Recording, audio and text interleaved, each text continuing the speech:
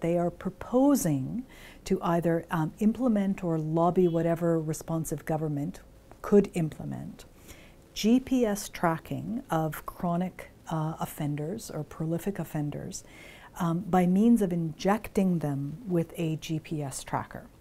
And we say that this is a very, very bad idea, in part because the whole notion of monitoring people in this fashion is just unknown to Canadian law.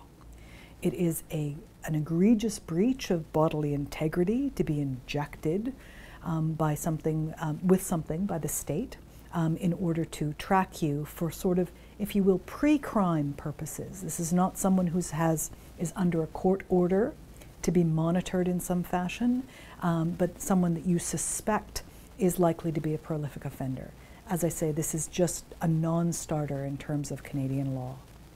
So BC law does allow for electronic monitoring of those who are on probation or bail, and you could do that through, again, there are bracelets and means of doing this.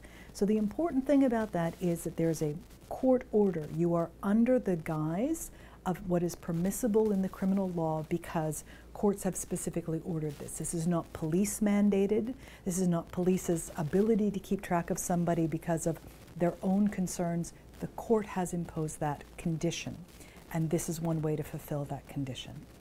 Certainly to say if there is sufficient justification for the monitoring of this person because of, again, other people's safety interests, to give you a very compelling argument, we would probably not have a problem with that.